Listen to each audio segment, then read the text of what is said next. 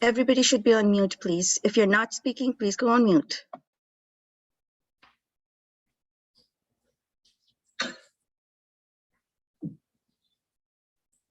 Everybody should be on mute, please. If you're not speaking, please go on mute.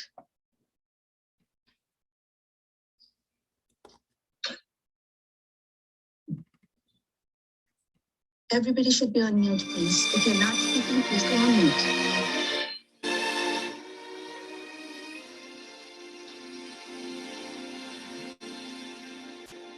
Everybody should be on mute, please. If you're not speaking, please go on mute.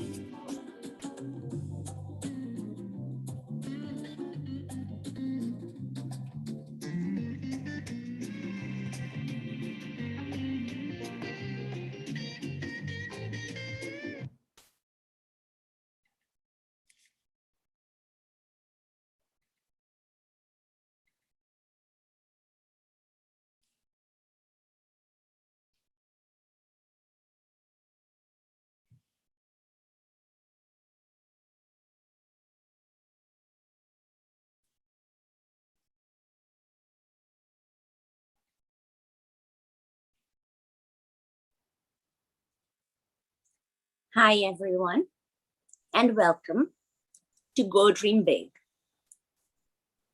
We are a group of professional women who are here to talk to you about our career journeys in the hope that that'll help you make choices for yours. We come to you every quarter on YouTube Live with a group of panelists, each of whom has achieved success on her own terms in careers both traditional and unconventional. Each of our sessions is centered around a storyline. Our last session was centered around the storyline of COVID and how careers ranging from science, engineering, and medicine up to finance, economics, and entrepreneurship intersected with how COVID impacted our lives. This, our second session, centers around the storyline of mental health. If you're watching us on YouTube, please do log in so that you can post questions and comments. If you do not have your own user ID, you may use the generic login, attendee21@gmail.com. Over here is where you can post your questions. We will be having a Q&A session after our presentation is done.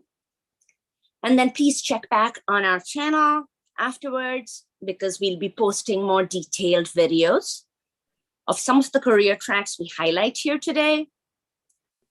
Also, if there are questions that we are unable to get to in our limited time here, we will post responses to those.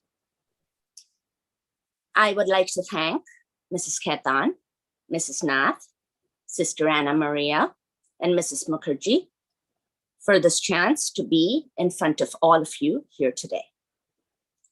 So without further ado, let's start with session 2. The price for being intelligent enough to be the first species fully aware of the cosmos might just be a capacity to feel a whole universe's worth of darkness. All of us have experienced mental distress. In 1 out of every 5, this distress rises to the level of a disorder which will impact our functioning at one point of time or the other in our lives.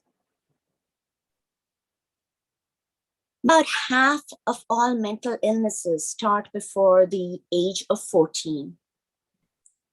Conflicts at home, difficulties at school, the judgment of peers, unhappy breakups, online bullying, and changing hormones all interact with our underlying genetic vulnerabilities to give rise to these mental illnesses.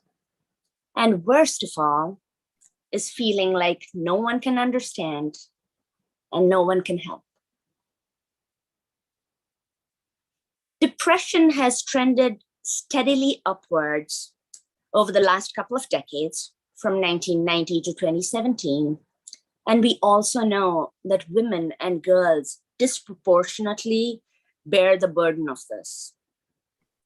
On top of that, COVID has caused anxiety and depression to spike about 4-fold from the start of 2019 to the end of 2020.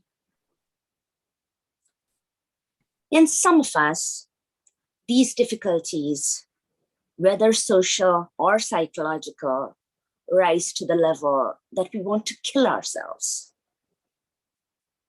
One person dies from suicide every 40 seconds.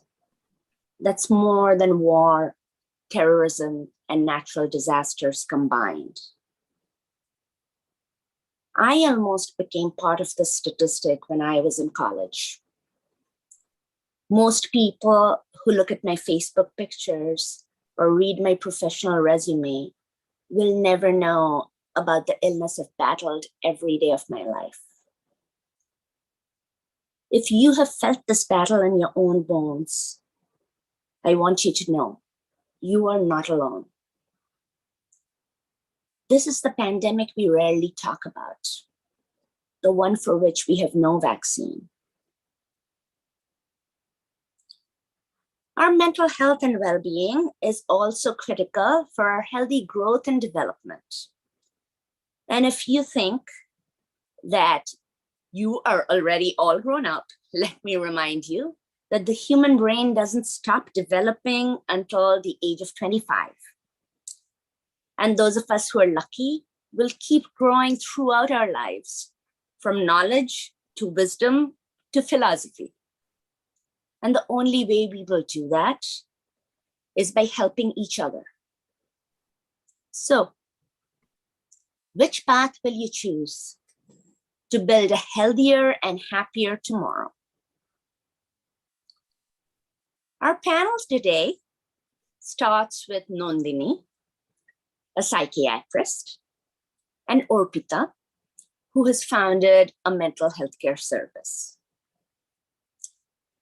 Physical health is closely intertwined with mental health, and exercise and medication can be just as important as therapy and medication in a lot of cases. We have with us here today Rachna, a sports producer, and Shuchi, a yoga instructor. We all have a deep emotional connection to the arts. And on our panel today is Monjima, a playwright and arts educator, and Bedutri, a documentary producer. Where we live has a deep impact on our mental well-being, as Piyu, an urban planner, can attest to. And finally, the legal system touches mental health, whether it is to protect the vulnerable from abuse or to determine culpability for a crime. So our session today wraps up with Deepjani, a lawyer. Welcome to you all. And thank you so much for being here with us today. And now, on to Nandini Chakraborty from UK. Hello to everybody, wherever in the world you are at the moment. I am Nandini, a psychiatrist, but I wanted to be a geologist. I loved volcanoes. I still do. My parents did not consider it to be a suitable profession for a woman. Coming from a family of doctors in a middle-class Bengali background, my vocation was chosen for me. When I entered Calcutta Medical College in 1991, I was determined to be a psychiatrist. And psychiatry at the end of the road was what sustained me for the next 5 years. Geology to psychiatry, what are the common threads? They are both areas which explore depths, the most intricate threads in nature. They bring us close to nature's most mysterious, most challenging to discover aspects. In a class of 150, I was the only one who chose psychiatry as her first choice, but in the years to follow, many of my classmates would choose both psychiatry as a specialty and the Central Institute of Psychiatry in Ranchi, the prestigious place where I did my MD in psychiatry. I'd like to think that I inspired them to choose a mental health profession. So after I joined Ranchi, I was 7 months pregnant in 2001 when I ultimately took my MD exams.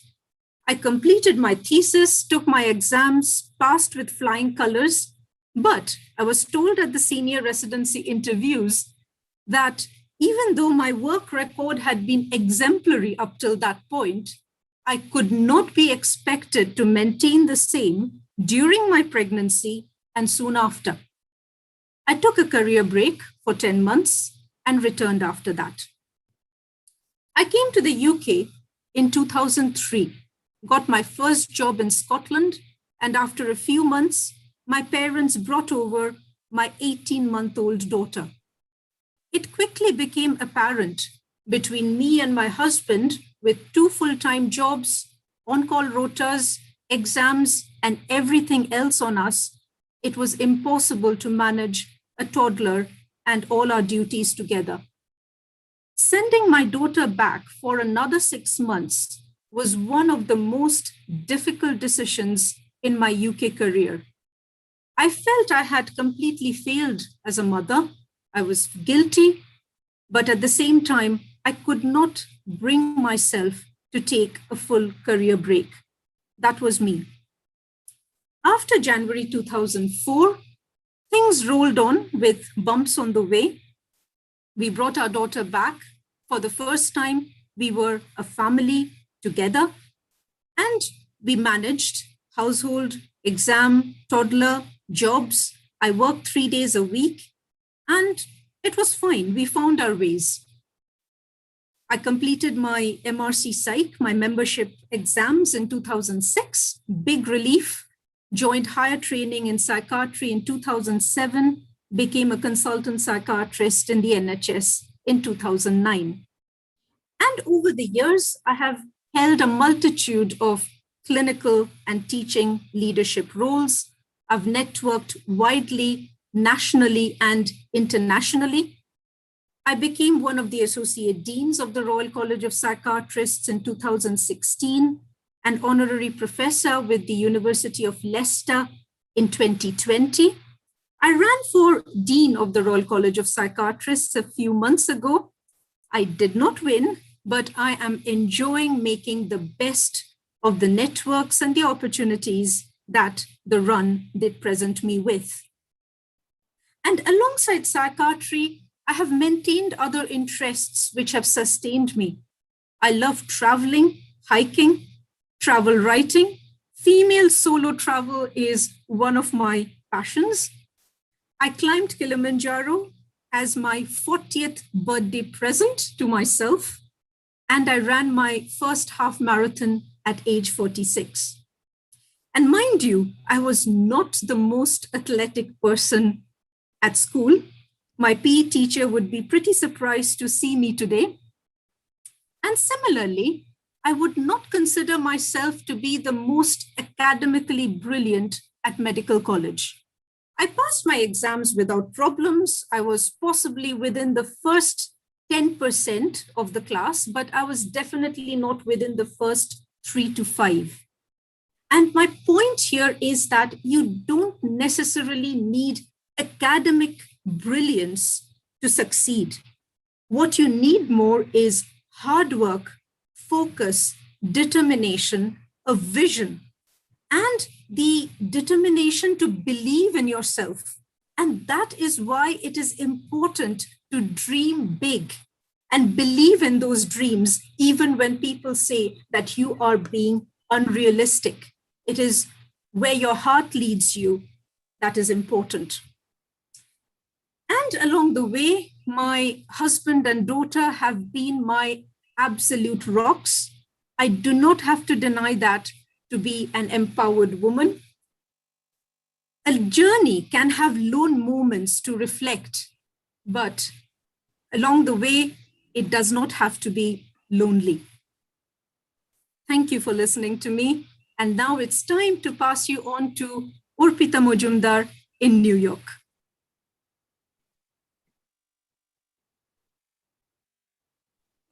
Thank you, Nandini, and hi, everyone. Welcome today. So I'm going to start with a very basic question. What do you want to be when you grow up?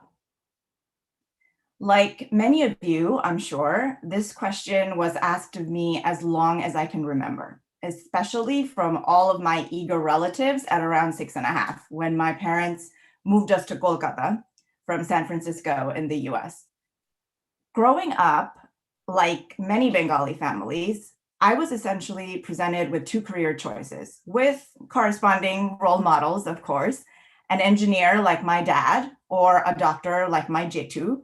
And if both of those were a no-go, I had option number 3, which was to be a lawyer. As a kid, I was a fairly good student. I loved science, especially biology, and absolutely loved helping others. As a result, and naturally given the options I had, becoming a doctor seemed like the most reasonable career choice for me. After I completed my ICSE exams in class 10, my parents moved us back to the US in New York. I completed high school here and enrolled in college, ready to go with my pre-medical science major. In the latter part of my second year of college, I took an economics class as an elective and ended up loving it. In fact, I enjoyed the class so much that I took another one. And midway, second semester of my second year, I officially switched my major to business administration. I'd say this was quite the bold move, as I did this without telling my parents. When I did break the news to them, after the fact, of course, my mom was definitely not thrilled. My dad, however, respected my decision. His words to me were, "You create your own destiny." I always knew that I wanted to be a difference maker. Post-college, I started my career in the financial services industry, starting out at Citigroup as a marketing analyst. I loved what I did, but I always wanted to do something that really involved human capital and people strategy, because at the crux, I was still about helping others. After a short stint at Citigroup, I got the opportunity to interview in the human capital management division at Goldman Sachs. one of the most prestigious banks in the world. I got the role and my journey at Goldman began. I've now been here for almost 17 years, held 6 different roles, mostly focused on human capital development, and I'm currently the Chief Operating Officer and Head of HR for Prime Consulting in the US, which is really a fancy way of saying I head up all things HR for Goldman's hedge fund clients. And I have to say, I absolutely love what I do. Decisions around recruiting, people development, diversity of thought, compensation, these are all very crucial for any firm's growth, irrespective of what industry you're in. And I love the fact that I'm in charge of that for our clients. Because at the end of the day, if you think about it, for any organization, your people are your greatest assets. My ambitions of being a change agent didn't stop there. I became involved with multiple philanthropic initiatives as a way of giving back and continue to do so even today. I'm a sponsor for Women International, which is a nonprofit humanitarian organization providing practical and moral support to female survivors of war. I've had sisters throughout the globe that I've sponsored, including women in Afghanistan, the Democratic Republic of Congo, Rwanda, and Nigeria, to just help them become self-sufficient and sustain their families. I'm also a mentor for high school students, just like all of you, except that in this case, they are all from struggling immigrant families here in New York, and they're looking to be first-generation college students. What a proud moment for all of them.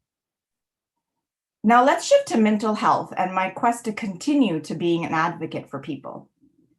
I'd say broadly speaking, in the Indian culture, mental health services in some ways is considered taboo.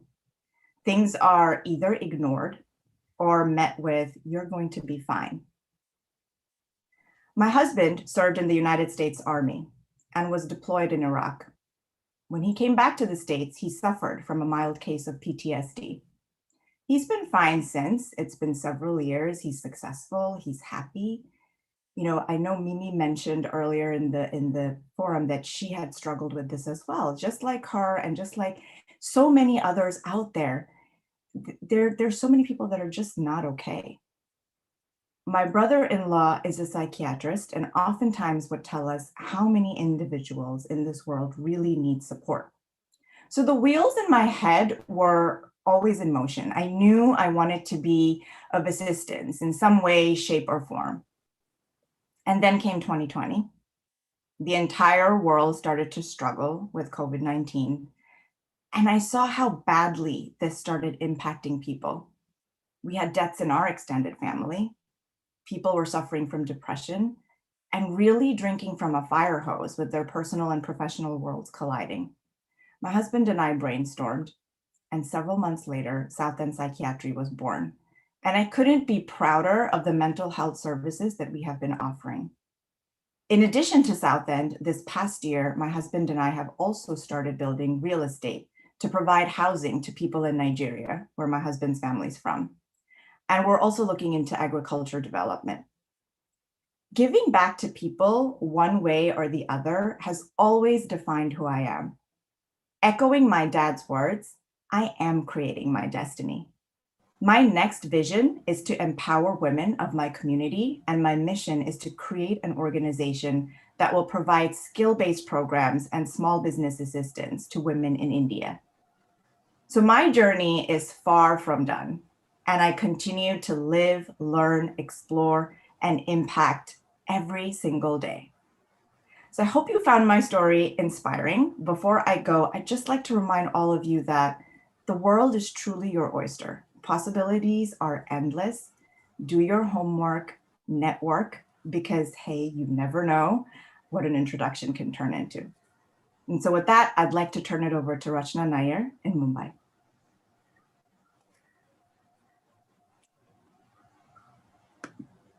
Thanks, Arpita. Hi, everyone. So let me tell you a bit about me at school. It was actually fairly normal. I was one of those kids who was always getting into trouble, who was, on my reports card actually said that I used to talk too much and I didn't study enough. But, you know, my memories of school really are my friends and playing a lot of sport. And sports was always a really big part of my life. I started out playing tennis. I'd go for karate class. I would go swimming, you name it. And I actually thought that I was going to be the world number one in tennis once upon a time. I was really serious about it when I was a kid. I played the junior nationals. But, you know, at some point in class 11, reality started hitting me. And I figured that, you know, I wasn't going to be world number one in tennis. And I needed to have a backup plan. I had to figure what I wanted to do. And the two things that really interested me were journalism and TV production. So after finishing at GDB in 97, I went off to Australia the following year. I started studying media studies, where I studied TV production, radio production, and 4 semesters into my university life, I figured, well, you know what, this isn't exactly what I want to do. I want to do a more broad-based communication degree. So I came back. I deferred a semester without telling my parents, got into a bit of trouble, but eventually came back with a broadcast journalism major, a communication degree. And I actually thought that, you know, I could get the dream job that I wanted. It didn't happen immediately, but in 2003, I joined NDTV. I spent just over a decade out there. I worked with Dr. Pranoy Roy. I was Barkha Dutt's producer, covered so many breaking news situations, and literally lived out of a suitcase for a few years. I'm serious. I used to have a suitcase packed in my car, and I would often just go home to take a shower and just go back to work, hop onto a flight, and travel wherever I needed to for work. But after about 10 odd years at NDTV, I figured that, you know, I was done. I wasn't really happy. I enjoyed the work, but, you know, you sometimes need to move on. And it was making me unhappy in lots of ways. So I was lucky in 2013, I got a job at Star Sports in Mumbai, which turned out to be a fun few years. As you can see the pictures, I covered the Rio Olympics in 2016 in Brazil. I have worked with the dream tennis players, Roger Federer, Rafa Nadal, Djokovic. I have worked with Boris Becker, which was pretty much the best 2 weeks of my life. Worked on the IPL, you name it, I did that. So I did that for about 5.5 years. And I figured, though, that as much as I liked it, I needed to be able to pick what I wanted to do.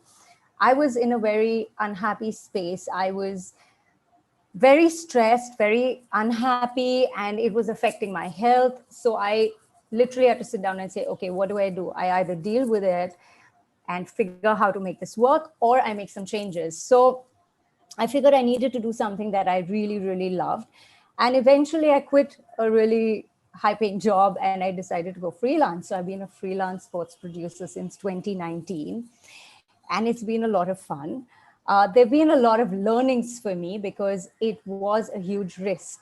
And most importantly, though, for me, I figured I needed to be happy. I needed to be mentally in a really, really great space, because I'm one of those people who gets up in the morning and is ready to go. But I love the energy when I'm doing things that I'm passionate about. So I did speak to a lot of people. I got a lot of advice. I was ready to make a sacrifice of the job security that I had to be able to be happy. I knew I would probably struggle for a bit. I've been lucky. I've been kind to myself. I have told myself this is my path, so there's no right or wrong. But in having to chart out my own path, I've also had to talk to a lot of people. I know there've been mistakes, but importantly, I have been fairly lucky because I've had a bunch of people who've given me some really good advice. It's also important for me, for someone like me especially, to be out of my comfort zone, because I think that puts me in a really good space, again, in terms of my happiness, in terms of my mental well-being.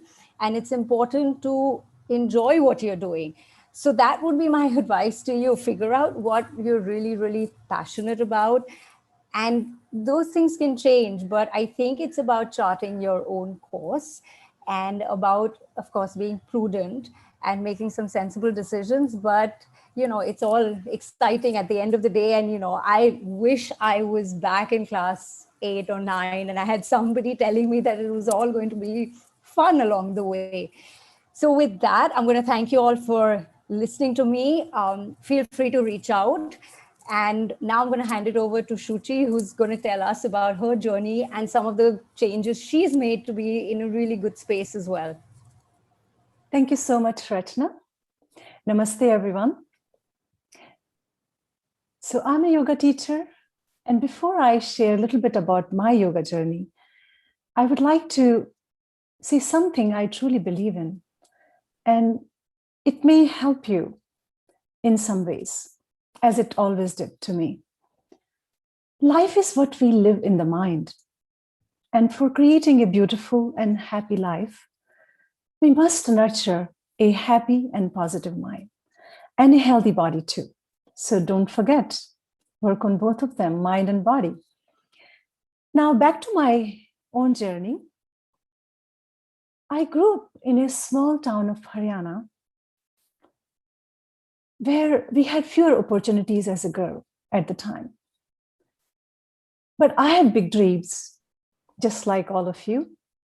I had many interests: music, literature, philosophy, and above all, serving others.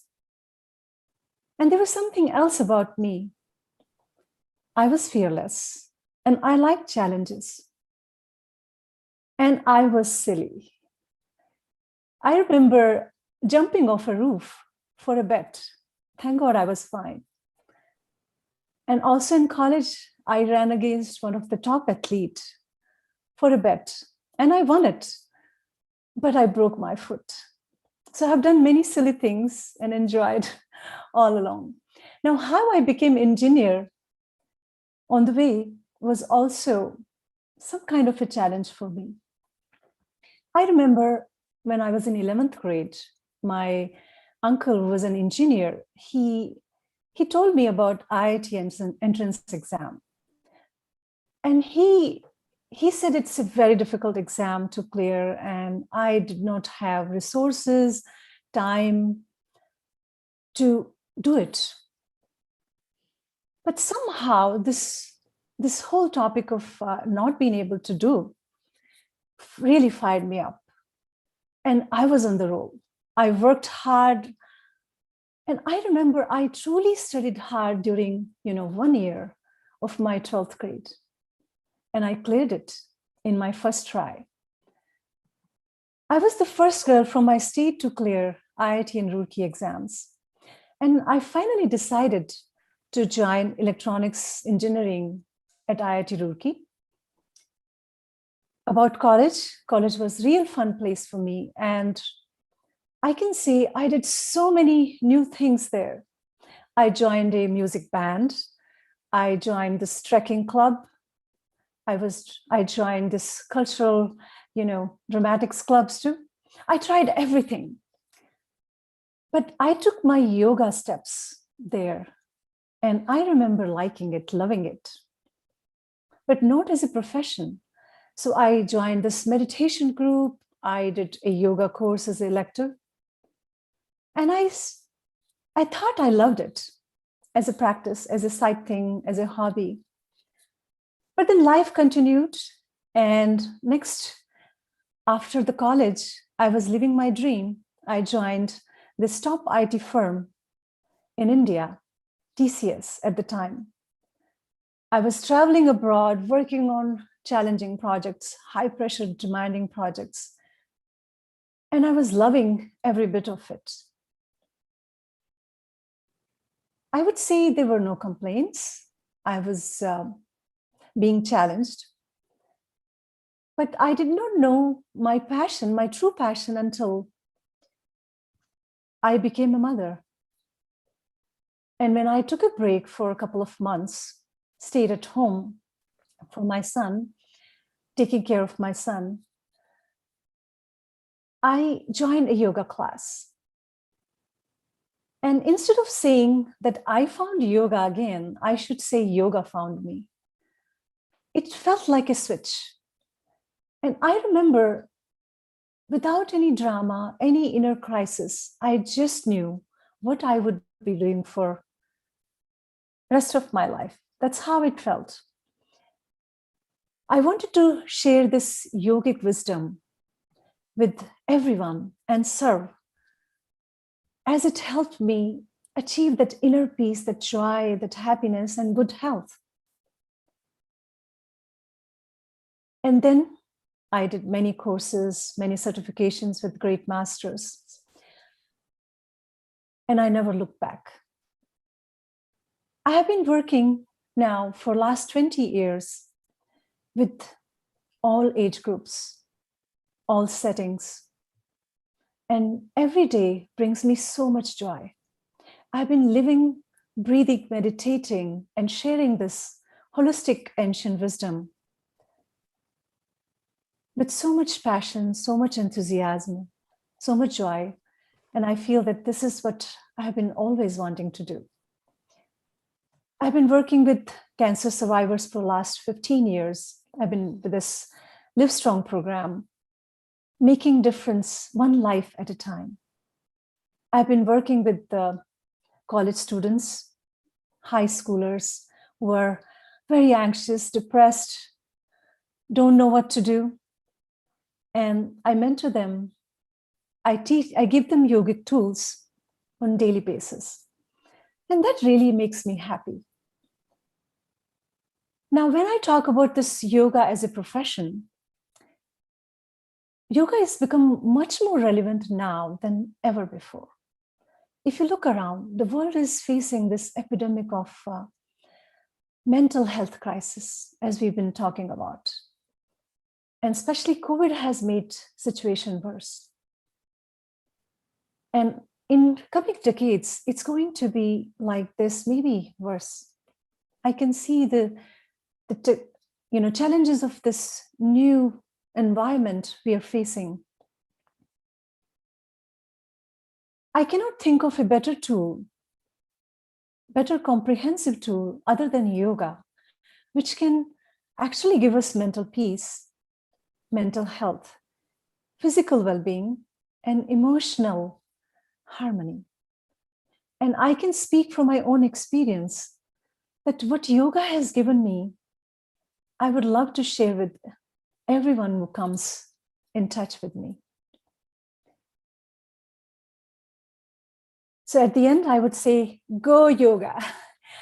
And I would end this talk with one saying that flow with life, live fully, explore whatever comes your way.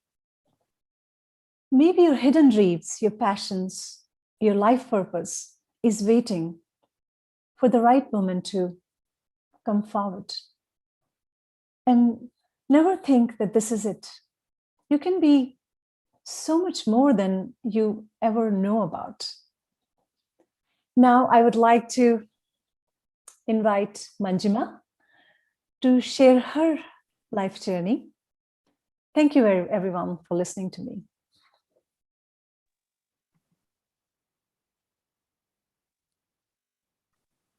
Hello, everyone.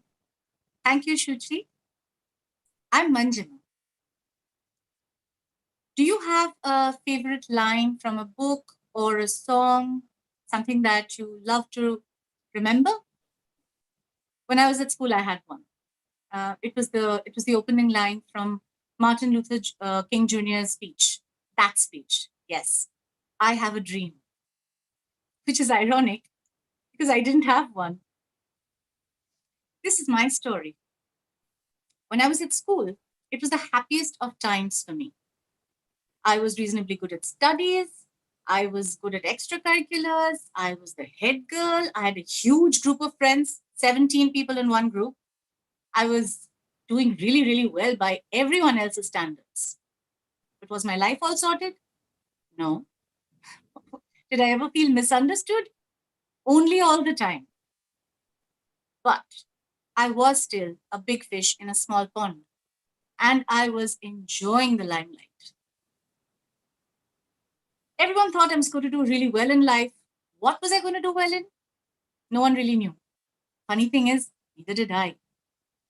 The one thing that I knew I was good at and was passionate about too was theater. I was the official free period storyteller In between classes, I was reading, watching plays on a regular basis. I was really engaged in it. But could it become a profession for me?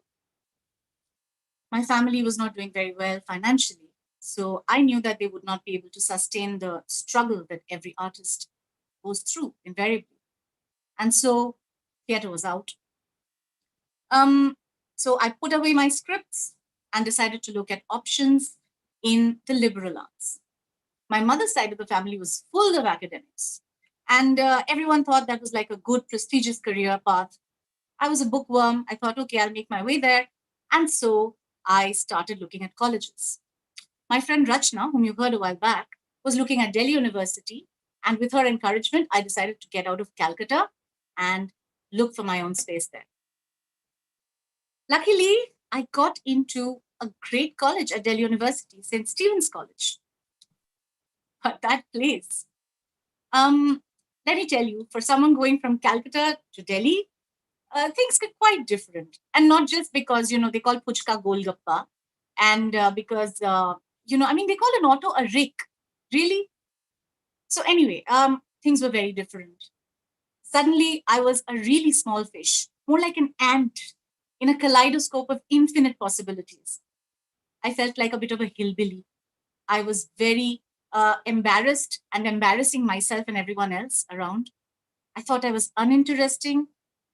It was at the same time exhilarating, full of possibilities, and on the other hand, extremely humbling for me as a person.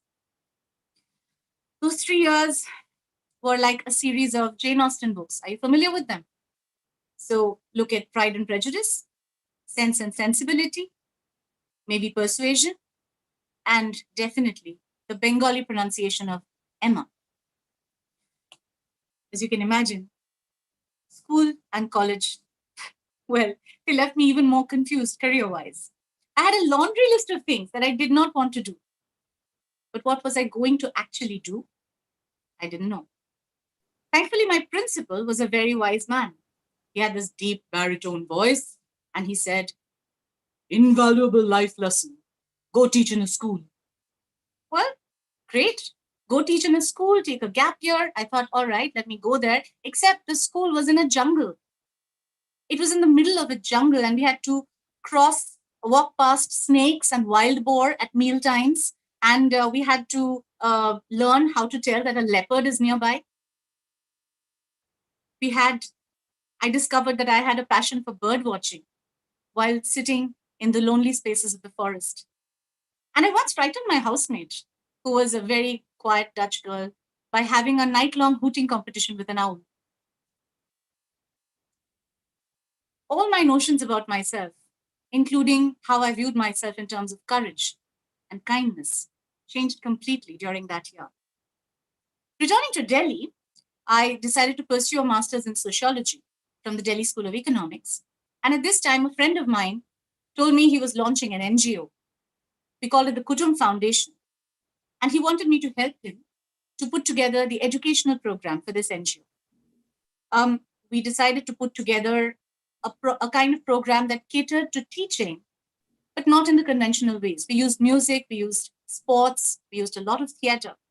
And I used the learning that I had picked up at the Valley School to then develop my own set of teaching tools for the kids at Kutum. I tried different things in the meantime as far as a career is concerned. I worked for a while as a freelance editor. I worked in other social organizations. In due course of time, I started writing plays. And in 2006, I was chosen for a playwriting workshop that was organized by the Royal Court Theatre London and Rage Theatre, Bombay. Now that was amazing for me because, as a playwright and as somebody who has been passionate about theatre all my life, Bombay was like, and especially Prithvi Theatre, was like the mecca for me. I was meeting with people whom I had absolutely idolized, working with them too. It was fantastic. But one thing led to another, and I realized that Bombay, for all its razzmatazz, was not the right place for me. I came back, continued working as an editor. In due course of time, got married. I was already married. I had a couple of children. beautiful children whom I loved. And at one point of time, I realized that I had spent almost 5 years working from home. I was not a domestic goddess. That was definitely on my list of what I am not. And I thought maybe, okay, someday maybe I could make a return to academics. I went back to history, my first love, and I started researching on a subject that interested me terribly. I thought maybe one day I'll make it to a PhD. Maybe that's going to happen. Well, that thesis is still pending. The PhD is still some distance away. But what did happen is that I was able to use my learning to create 2 plays, which went on to be published, to win awards, and are now being studied in universities across the world. So it wasn't a complete loss. In 2012, I was given the opportunity to return to school again. But this time, I knew what I wanted to do. I wasn't going to be a conventional teacher. I was going to actually find a way to learn and to educate others by way of arts in education. I trained formally in drama in education at the Shivnala University and began campaigning to have it accepted as a pedagogical approach across schools in the subcontinent. After all these years, I'm back to my first love, to where my journey began with drama. Except now academics is a part of it too. I'm teaching, I am learning more, and I have been able to influence other people to pick up arts in education as a fantastic way of learning and growing as people. I've earned money. I'd started out with no money, so that was one of my goals originally, and now I have earned some money. I've earned maybe not much of a huge kind of name, but I do have some kind of a name in the field. People do know me. And it's very, very satisfying to meet people from across the country and talk to them about drama, about learning, and find exciting new ways of making learning passionate, making up learning fun and enjoying developing a passion for learning among students by way of arts and education. I started out as a storyteller. I'm still a storyteller. What else can I be? Who knows? I'm going to find out. I don't know if I have a dream, but I know I have lots of dreams, and I'm sure I can be every single one of them. Thank you. I hope you enjoyed listening. And now I'm going to hand you over to Bedotri Chaudhary, who is a documentary producer who has had a very interesting journey. And you can learn all about her journey in her own words. Over to you, Bedotri.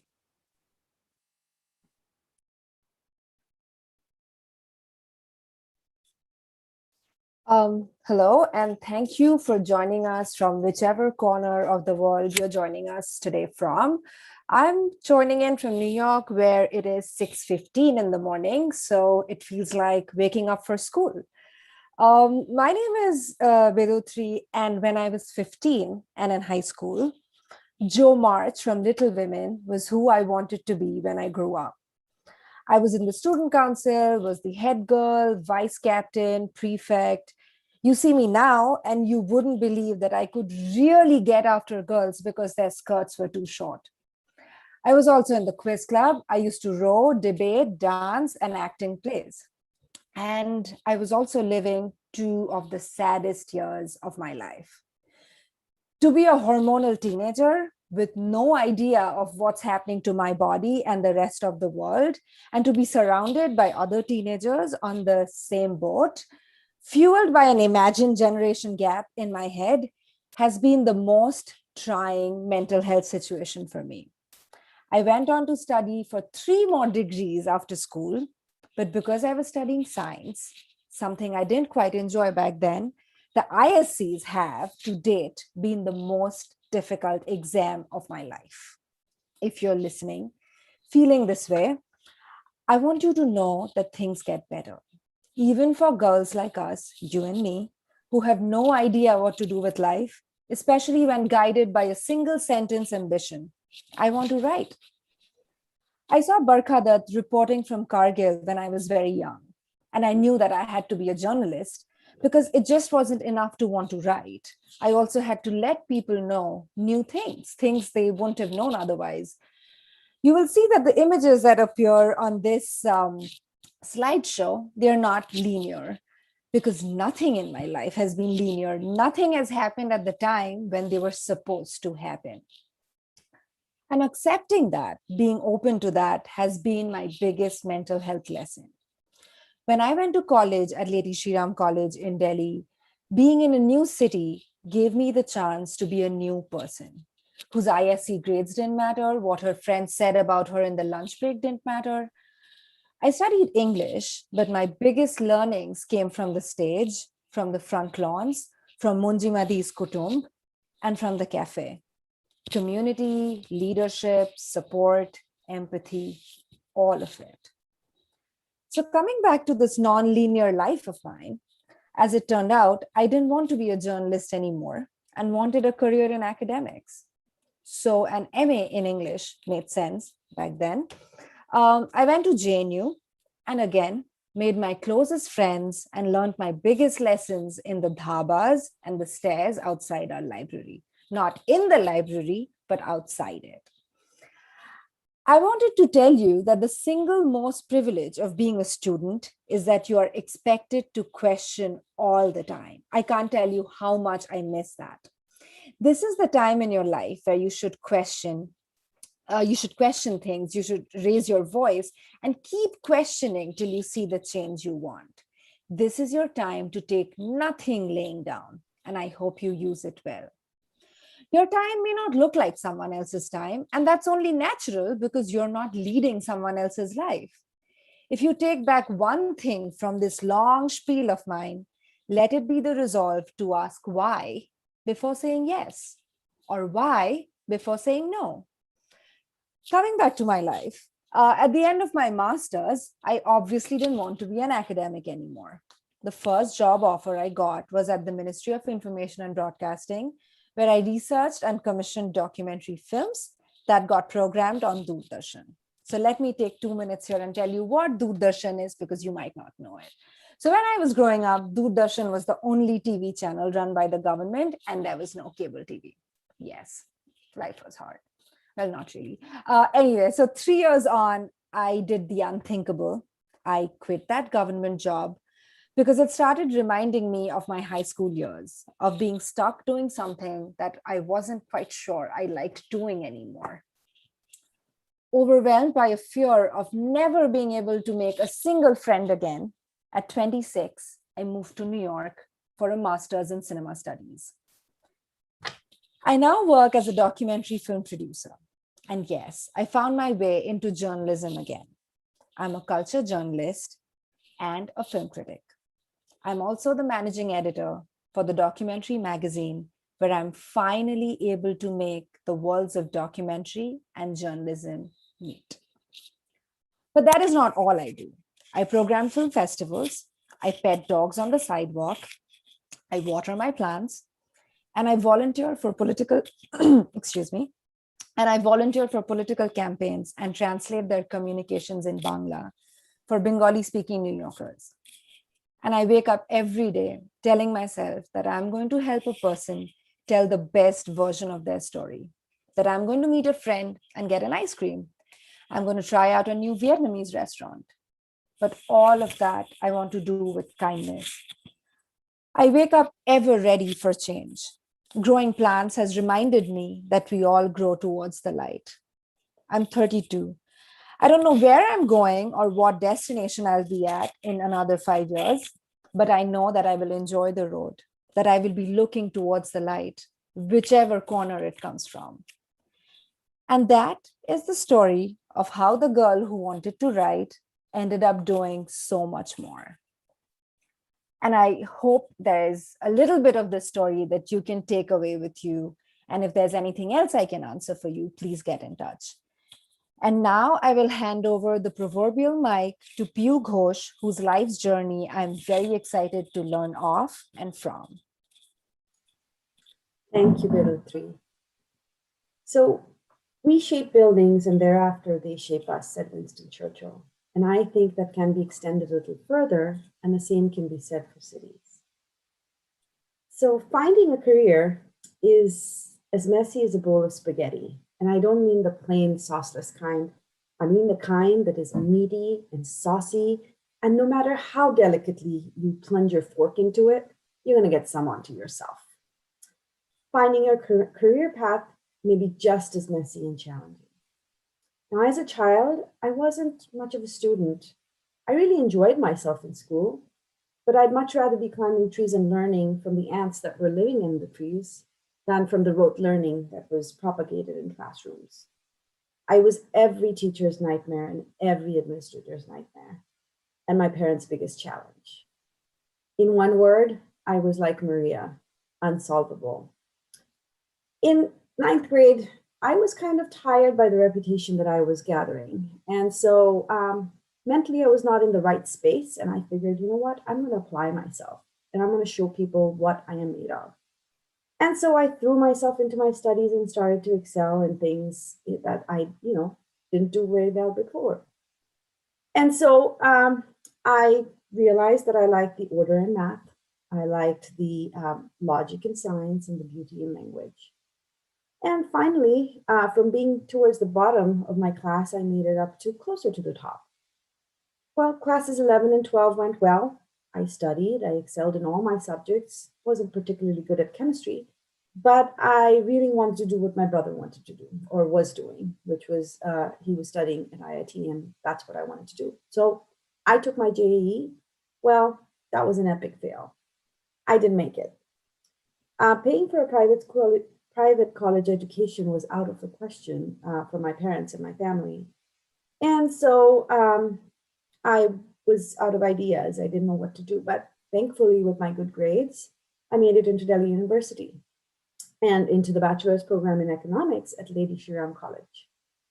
And while similar to Bedo 3, I didn't learn much from the classroom and wasn't quite motivated in the classroom, there was a lot to be learned from the cafeteria, the front lawn, and everything else in between, just outside the classroom. At the end of 3 years, in '98, I was interviewed on campus interviews and was one of 3 people that made it into a internship job program at Bank of America. It seemed like something that would be interesting. And I worked there for about 6 months before life took a turn and I had to move to the US because I got married. And I was determined for a fresh start in the US. I didn't know much about what I was going to do next, but I went on to get a master's in economics because that seemed to make sense at the time. And it was something that I felt would help further my career. Upon graduation, I taught my class there in the US. It was surprising how easy I thought. I was very well prepared from what I'd learned at Lady Shri Ram College.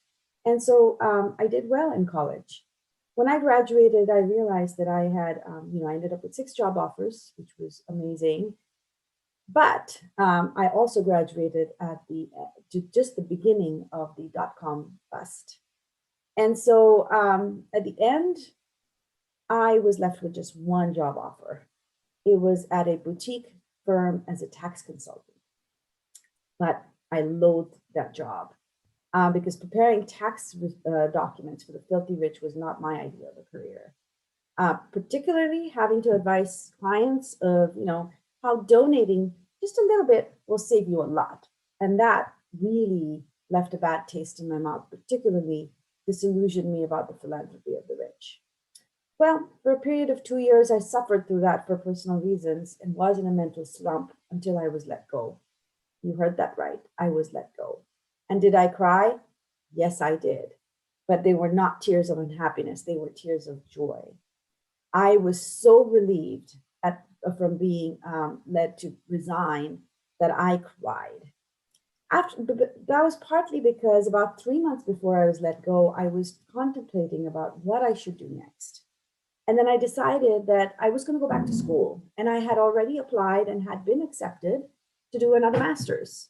And I had just gone through a laundry list of master's subjects that were offered in that college and figured, you know what, here is something that seems interesting, that seems like a good fit.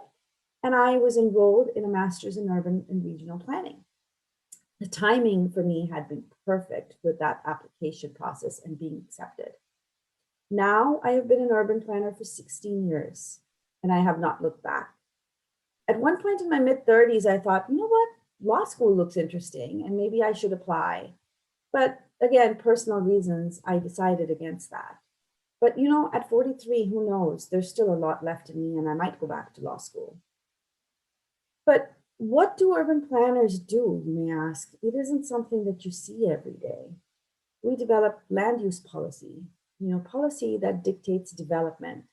Where should development go? What should it look like? And we develop that at almost every level, whether that's local, state, or federal levels. One day I might talk to a homeowner about, whether they can keep chickens on their property.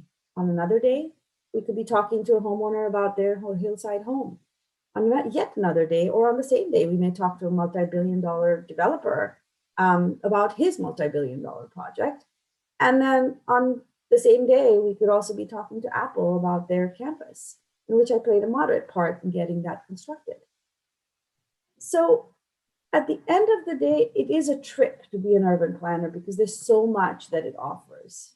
It combines a lot of different studies: politics, economics, anthropology, science, geography, history, and very importantly, human health. Urban planning impacts all aspects of human health, whether it's social, emotional, mental well-being, your, just making sure that policies are developed to allow adequate opportunities to allow housing construction, making sure that there are enough homes to house the homeless, the needs to provide support services for people that need that service. There is a recognized link between urban areas and mental health.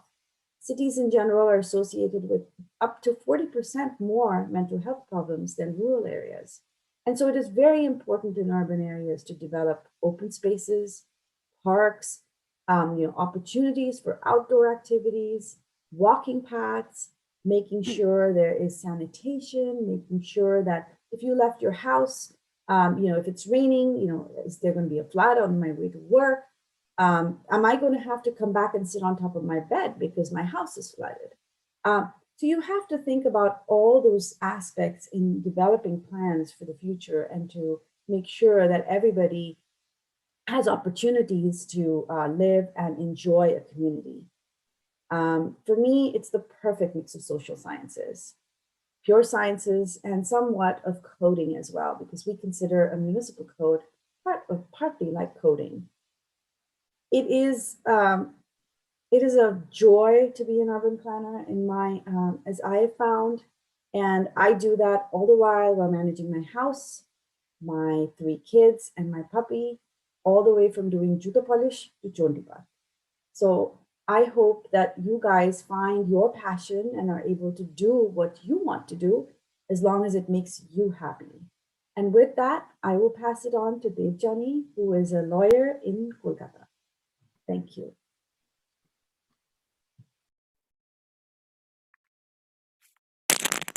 Thank you, Pew. Hi, everyone. I'm Debjani. I'm an advocate. I'm going to talk about my journey as a lawyer. I like to start with a very famous quote of Roscoe Pound, who is a great legal philosopher.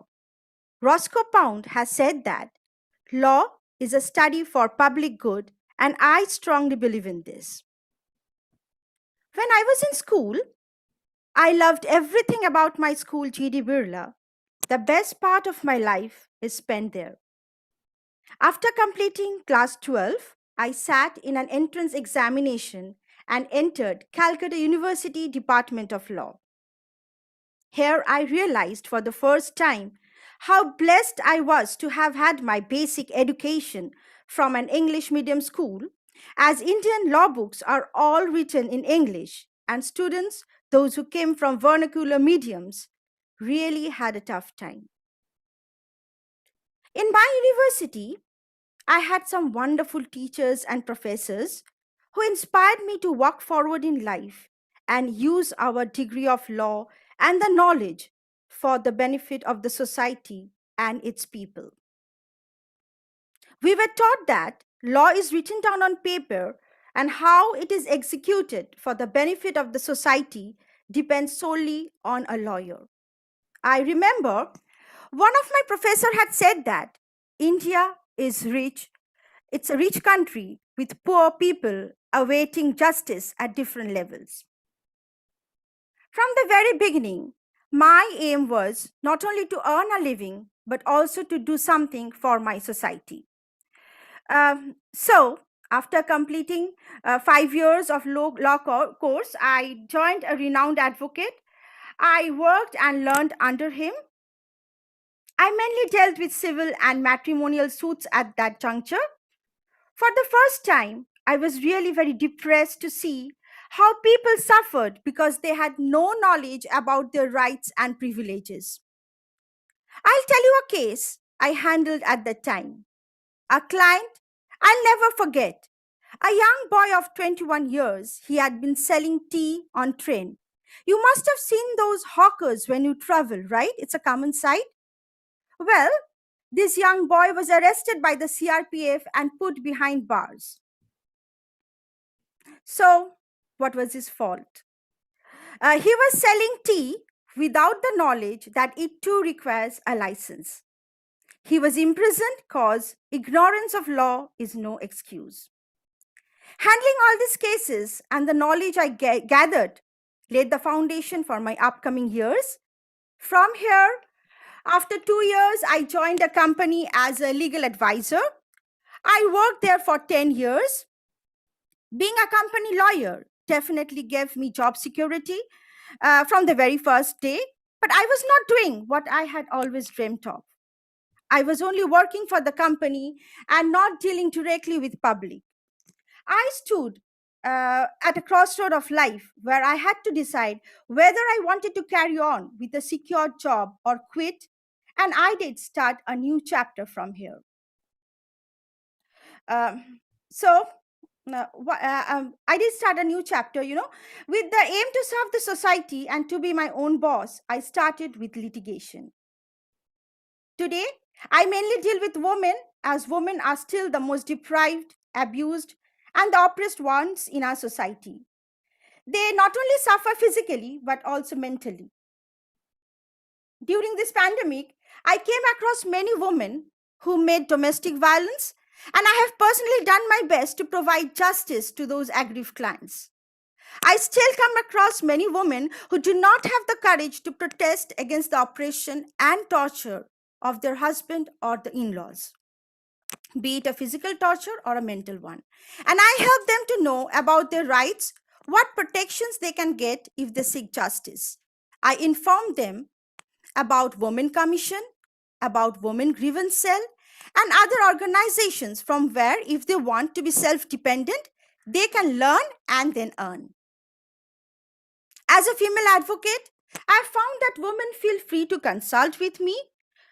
So, with my experience as a lawyer and a member of the bar for almost 20 years, all I can say is that there is no profession more thrilling than being a lawyer. One can not only earn a lead life and by choosing this profession, but also get respect and help the society directly. I felt that women are mothers, women are wives, women are the backbone of the society, and trust me, women can be very good lawyers. We are capable of handling any case.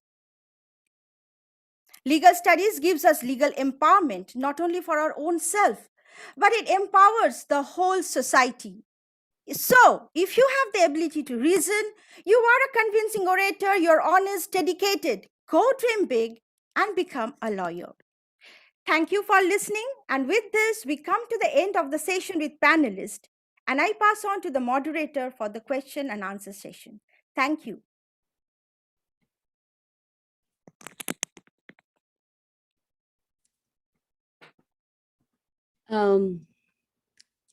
Thank you, Dirjani.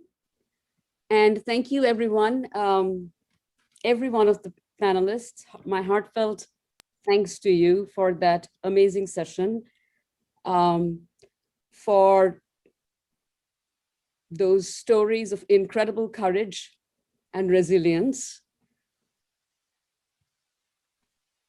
I'm personally feeling electrified and inspired in this moment by your stories.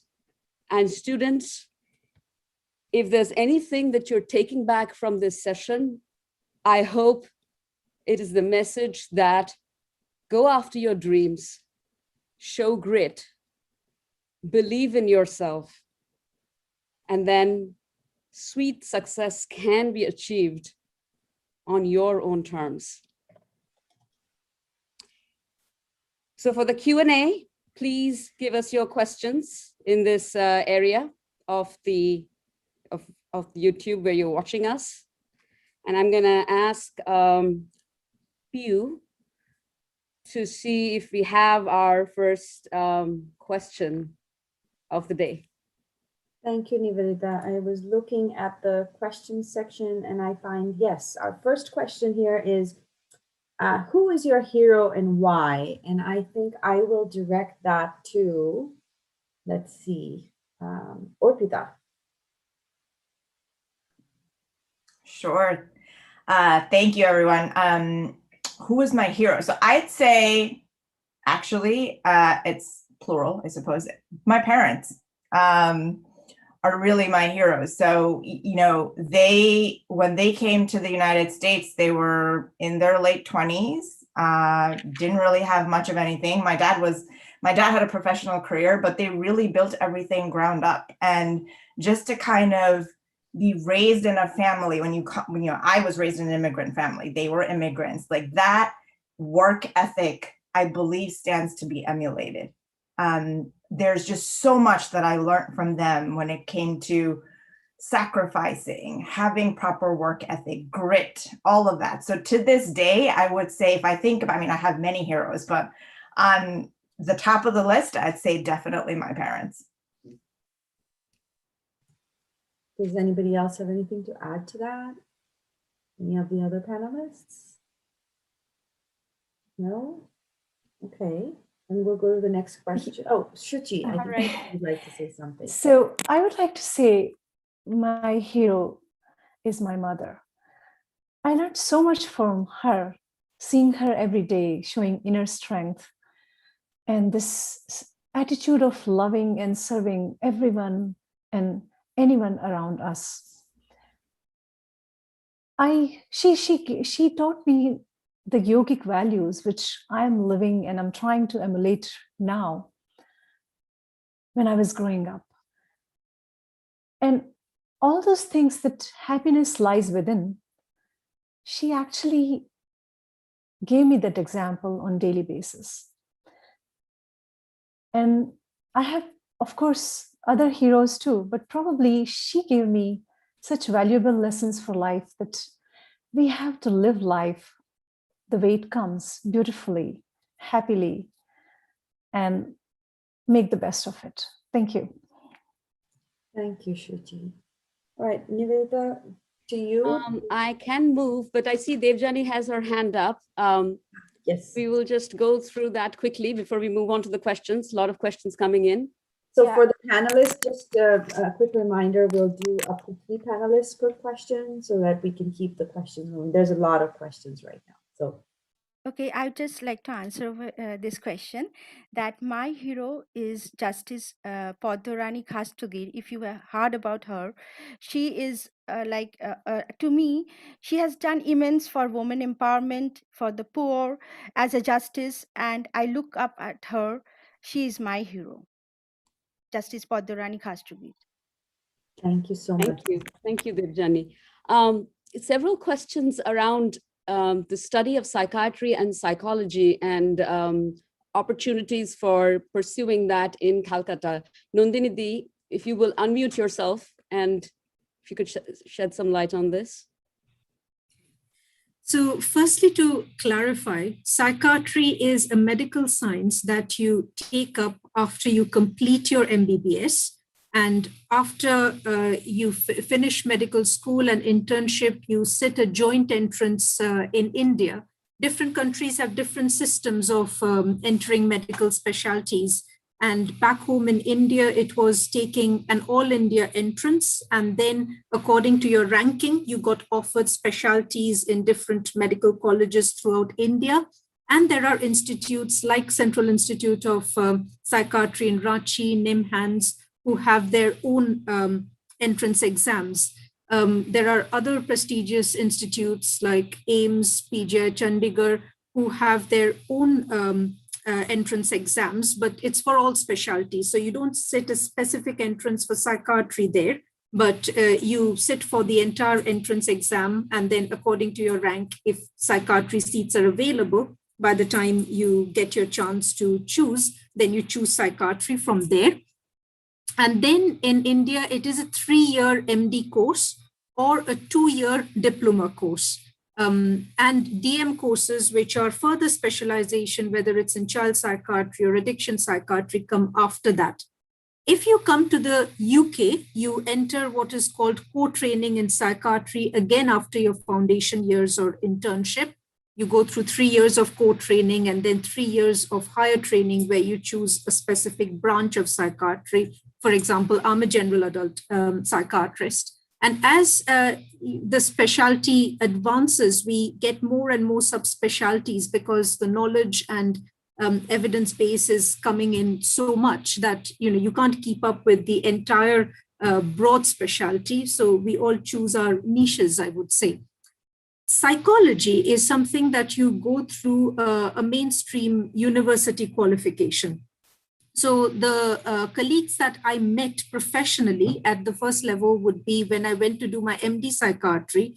We had colleagues who were doing MPhil or their PhDs in clinical psychology, and they had come doing their BSc or masters in psychology in standard universities and then switch on to a clinical course. So if you become a psychologist, you are more into talking therapies. You don't prescribe medication, but you can go into an academic course or you can become a clinician and you veer into the clinical science post your master's. So that's roughly speaking about the pathways. And it's important to understand that there's a difference between a psychiatrist, a psychologist, and psychotherapist. There's a need for everybody. But we all have our different roles which overlap with each other. But you've got to be clear in your mind about which journey, which path is what you're actually looking for and take that specific route.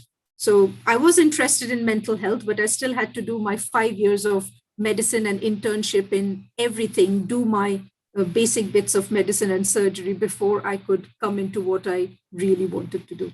So I hope that gives people some ideas about what you want to undertake as a journey.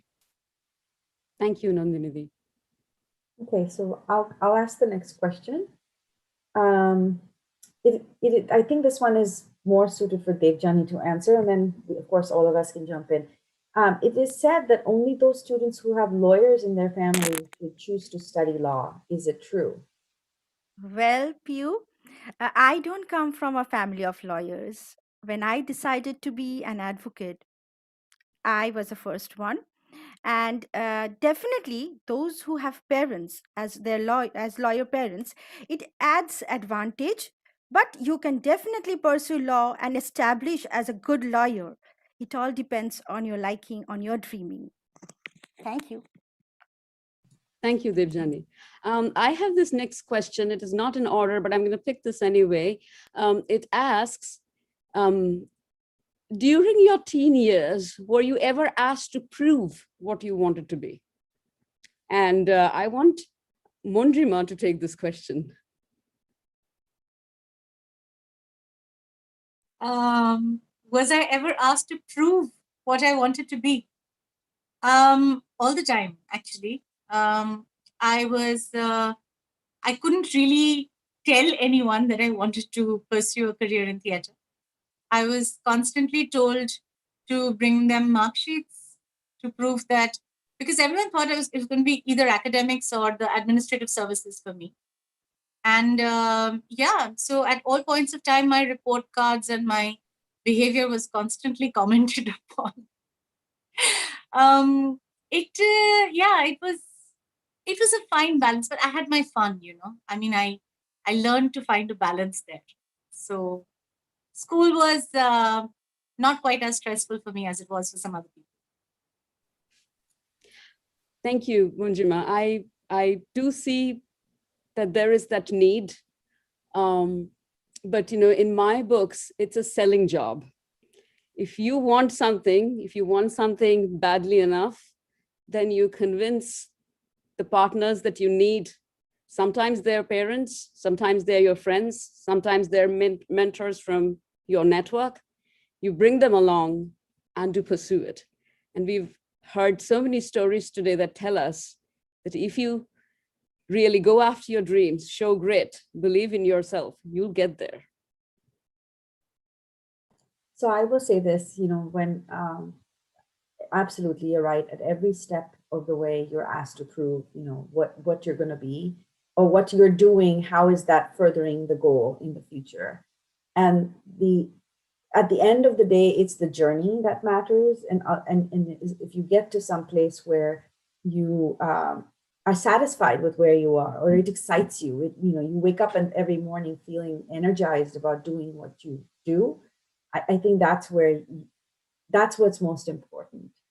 And yes, I do remember there were certain family members that were like, "Ish, engineering ta peli na, tor dara hobe na, eta bhabini." It was like there was such a foregone conclusion that was going to be the end result. I think that broke my spirit more than anything else. Was that's it. This is it. Taking this exam and not doing well in this exam. That was all I needed to prove in life at 17. Yeah. So yes, you're asked to prove yourself all the time. Certainly. So if I may just add a little bit to that, to what you were saying right now. So just to kind of qualify what I was saying earlier, I didn't really have a lot of stress while I was at school. But after school was a different story entirely, because once I had made up my mind that I was going to study humanities, I really wanted to get out of Calcutta, because I felt that I really wanted to go out to a place where I could, in an unknown place, where I could actually find myself, because I was struggling to do just that. And that was a very big problem for my parents. I actually left Calcutta with nothing more than a promise that my college fees would be paid. I was told very categorically that I would have to figure out how to survive in Delhi, and if I could not, I was welcome to come back.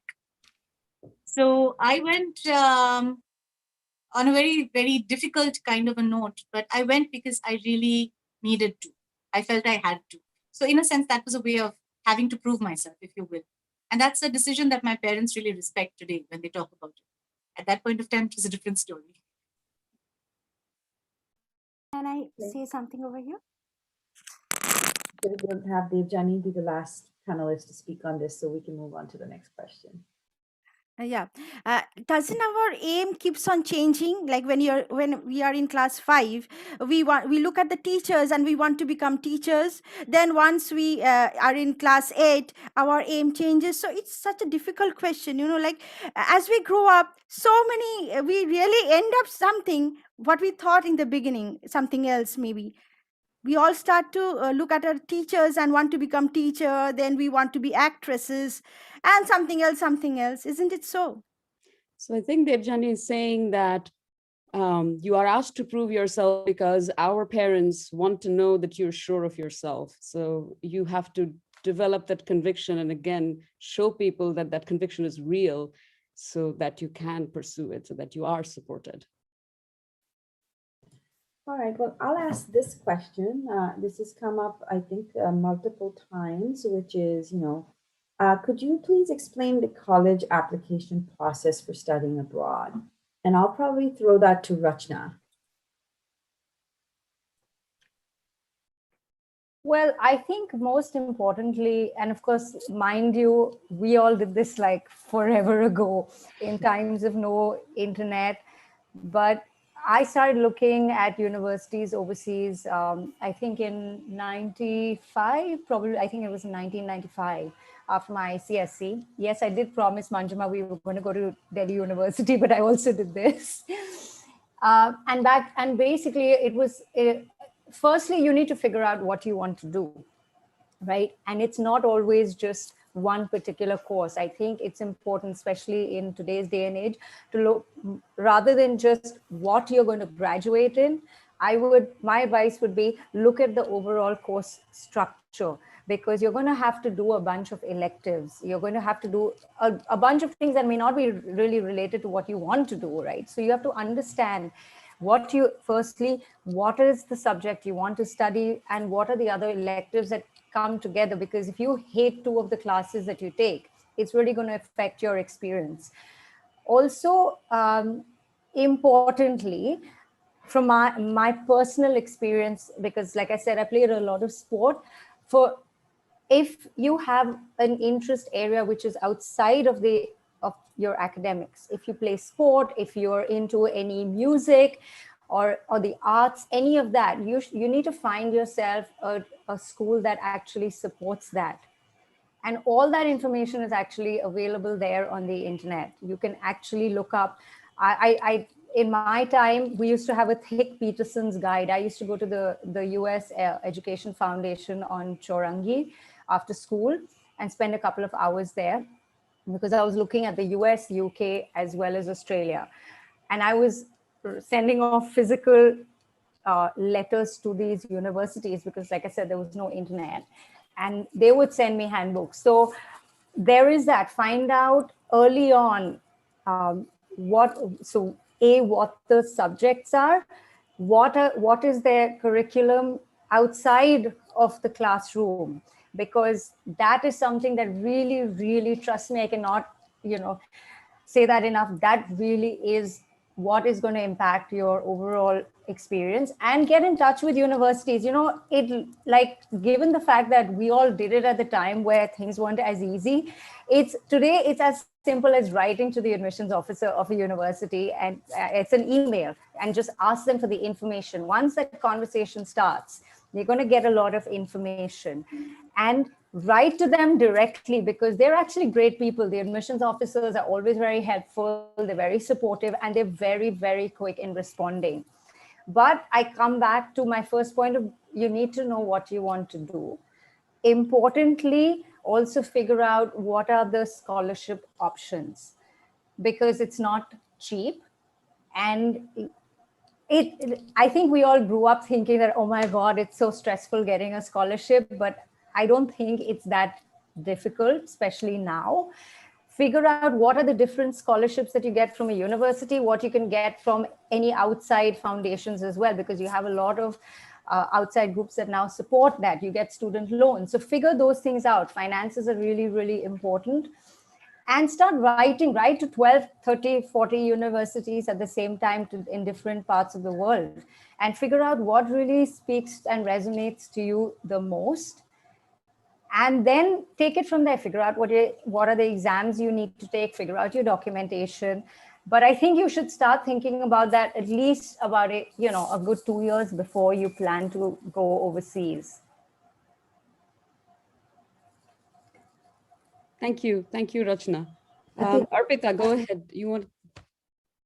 Yeah, I just wanted to add one thing. I mean, I went to college here in the US. I did not apply from India, but I have a bunch of cousins who did that. And so along with what Rachna just said, I think one thing that always differentiates you in the application process is the essay that you write, because there is an essay component. And I feel like all of you are at an advantage growing up abroad. Like, your experiences are so differentiated from folks that are applying in their home country. So I think paying attention to what you want to portray in that essay is super important as well. I think Nandini has something to add. Yeah. And of course, I came through a different route to this country, but I've got a daughter who has just joined university from the UK. And I would echo what Arpita talked about in the UK system, that you have a UCAS statement that you write for university, and that's a very determining factor of whether you get accepted for interviews or not. And I think another great way to understand the university is to attend open days. Now, it would be impractical to travel overseas just to have a season of looking at universities. It's expensive. There are legalities involved. But COVID, with all the travel restrictions, has opened up a virtual world. And at least for the last 2 years, most open days in universities have been virtual. And probably an aspect of that is going to remain in the years to come, at least for overseas students. So I think, yes, absolutely, corresponding with universities, getting to know the details, but keep an eye out for the open day season. In the UK, it's mostly been round about summertime, just as universities are closing onto their term. And then they open up for the next year for the students coming in. And that's a brilliant way to get up and close with the feel of the university, just beyond the courses, the life that you would have there, and absolutely recommended before you make your choices. Great point, Nandini. I have a question that I would like to request Bedutri to address. There's somebody who wants to do film studies as well as teaching. Is that an option? Of course, that's what all my professors did. But yes, you can definitely do film studies and then go down the whole, if again at undergrad, if you choose to do it in India, I'm not sure if there are universities or colleges that offer BA film studies. But there are definitely universities that offer MA film studies. And if you do it here in the US or anywhere else in the world, there are grad schools for film studies specifically. But also here, I would like to make a distinction between film studies and filmmaking. One is a practical course where you learn how to make films. Literally, they teach you how to handle a camera, edit. That is not what I went to school for. What I went to school for was the academic degree where you study film theory, film history, film criticism. So, and of course, you can opt for one when you're studying the other as an elective. But I would, before you start applying to places, it's very important to have that clarity. And then, yes, of course, after you've gone to grad school, you can do a PhD in film studies and then teach. Yeah. Cool. I will ask the next question of, let's see, maybe Shuchi. I think this might be a good one for you. Can people who already have chosen a career path understand mid-career that this isn't what they want to do? Very good question, Nivedita. If you are very stressed out and if you're not enjoying what you're doing, I think that's a very good sign that maybe you are not exactly what you should be doing. And sometimes you don't even know. You may think the way you're living and the way you are experiencing, you may find it that you're fine. But when you find something which you really love, you can find the difference. So I would say just keep an open mind and understand who you are, how you're feeling. Is what you're doing, is it really giving you that inner joy, inner peace, and that sense of purpose? I think these three things, if we evaluate, we probably would know whether we are doing what we should be. And this is how, I'm speaking from my experience, this is how I understood that from what I was doing and what I wanted to do, because I saw a difference like in these three ways. I found the purpose, and probably that's where all the questions, all the doubts, probably they just disappear. Thank you, Shuchi. That's and a very interesting question, can be sort of a follow-up to the one that was asked and the way Shuchi answered. Ma'am, is it always necessary to step out of your comfort zone just to be at par with people pursuing the same career line as yours, whether we like the feeling or not? And I'm going to request Mimi to address this question. Well, that's a really good question. And I would say that depends on your personality and what you really want. I chose to study engineering. And I was one girl amongst a host of boys in college. And then when I got into my career, it was a completely common sight, especially given that I was in the US. I would be like the one person who was not male, not white, like under the age of 40 and like under the height of 6 feet. So I was constantly out of my comfort zone. But now actually, I am contemplating a career switch, and I've started taking classes in psychology. And I find myself surrounded by a lot of people who look like me and think like me. And that has its own level of comfort. So I would say, ask yourself, are you going to have fun pushing yourself, challenging yourself, getting out of your comfort zone? And if so, you definitely should.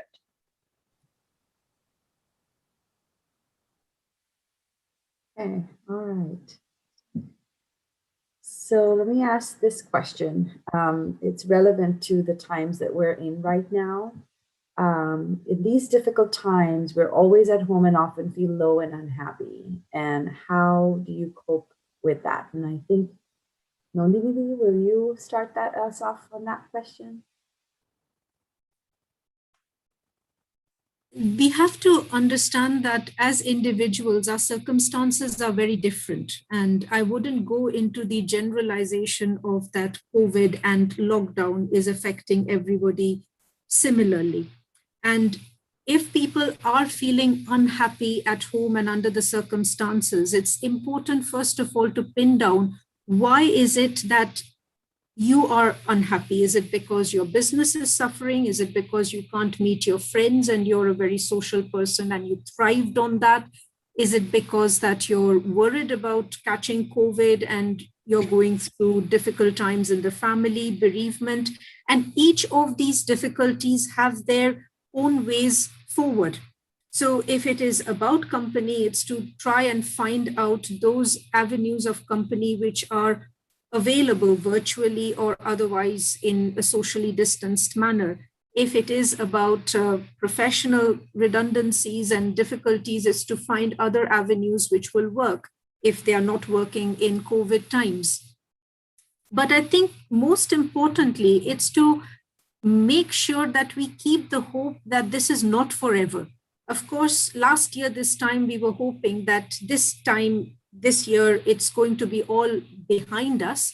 And now we aren't sure how long this is going to continue for. But practically speaking, it can't continue forever. So we've got to keep that reassurance to ourselves. But as for basic tips, I think it is to reaching out to people in every way that we can in the platforms which have been offered to us is really important. It's important to speak about your feelings. I think we can at least generalize that when you are feeling unhappy, yes, you might have a variety of reasons behind it, but to talk to somebody is important. Whether you talk to a counselor or a psychotherapist or whether you need a psychiatrist is a different matter, but starting with a virtual coffee with a friend or trying online yoga classes or trying meditation might be the first way to go before you're starting to think about those steps ahead. So I think it's a complicated question with lots of layers and no one size fits all approach. What works for one person will not work for another, but that's just to give some general tips, let us say, as best as we can. So I thought I saw Mimi's hand up. Yes, I'd like to add one thing to all those excellent ideas that Nandini just gave us, and that is be kind to yourself. So often we are so much harder on ourselves than we are on the people we love. So imagine if your best friend was in distress and vulnerable, how you would speak to her, and try to speak to yourself in the same way. Arpita? Yeah, just one quick thing that I want to add, and I think what Nandini and Mimi said are all very, very relevant. what I found incredibly helpful during these times is to celebrate the small wins, the quick wins, because sometimes we forget about those, right? And so for me personally, I can tell you, I have a 3-year-old son. The maternity leave policy, I mean, I got 4 months of maternity leave. I went back to work when my son was 4 months. And because of COVID, this is the most time that I have spent with my son since he was 4 months old. And even though everything is so stressful around me, like just remembering that and celebrating that, gives me joy. So it's just finding like little things that are wins, and to just remember to celebrate them, I think can go a long way.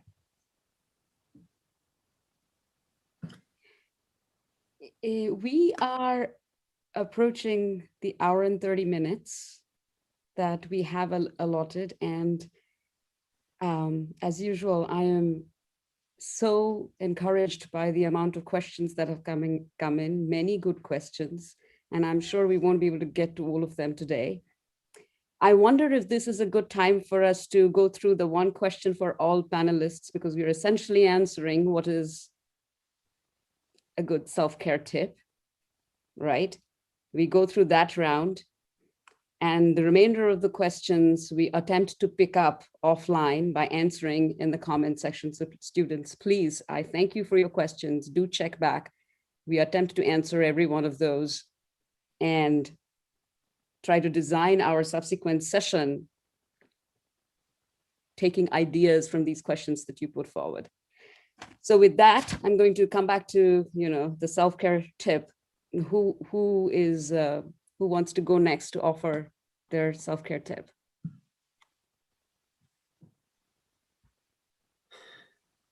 Devjani? Thank you, Rive. One self-care tip that I would suggest and I follow myself is that we should try to be, and I try to be in meaningful engagements, that is self-satisfying, self-fulfilling. Like when I'm down, when I'm not feeling good, I read good books, I listen to music, or even I can take a walk outside somewhere else, sit in a park. So all these things, lifts my mood, it relaxes my mind, and that is my self-care tip. Thank you. Who wants to go next? Arpita? I thought I saw Rachna's hand, Oh, and then Arpita, and then Shuchi.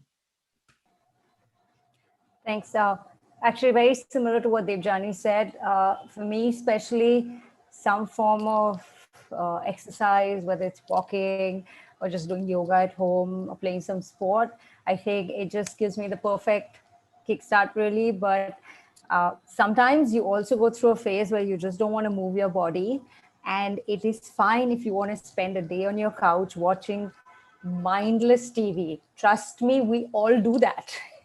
And we, for all our self-care, health, fitness routine, we all finish off once in a while 3 bags of chips and a Diet Coke, and don't move off the couch all day. So really it's really about listening to what your body and your mind want, and once in a while it's all right to indulge. very wise. Arpita, Shuchi, and then Mongima. Yeah, I'd say for me, I get energy from being around people, right? And so I make it a point once every month to just have some time with my girlfriends. Like, I mean, pre-COVID, it would always be, just going out for dinner and catching up on like everyone's lives. We're just so busy with everything. Just taking that little moment out and just having a heart-to-heart with your friends. It changes as your life progresses. You just don't have that much time to do that. And so I make it a point to do that. And I would say in the COVID era, I do a Zoom meeting or something like that just to catch up. And it's just refreshing, just hearing your friends, and that's about it. So I would like to, share one thing which I'm seeing very, very important in today's context. It's learn to relax and meditate. Why I would say that? Because we are mentally stimulated so much more in today's environment, using technology all the time. We don't even realize that even in the sleep, we don't sleep well. And that can change the quality of our thoughts and how we feel, how we think, clearly or not clearly. So for me, that will be the one important thing if we can learn. And it's a process. It takes time, but you must learn some special techniques of relaxation and meditation, which help you, be who you are. Thank you. Wanjima? And then Nandini. Yeah. So,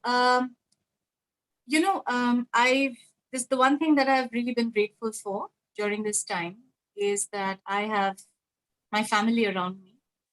And one of the things that my son, who is often the person I complain the most about, actually brought about in our lives was this concept that he calls family game time. What that did is that it made sure that once every 2 or 3 days, we would set aside some time to play together. And it's been such a blessing because, no matter what you are doing, no matter how busy you think you are, it's 6:30 and it's family game time and everyone has to come together and you're playing Monopoly or obstacle course or, whatever it is that he's thought up out of his head. Sometimes it's mafia, sometimes it's, something else, but just that thing of everyone coming together and playing and having fun with each other has been very, very important.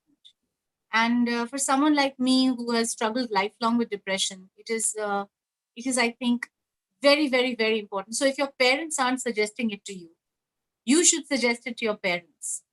Because, sometimes your parents can't always keep their focus on what's more important. So do take that back if you can.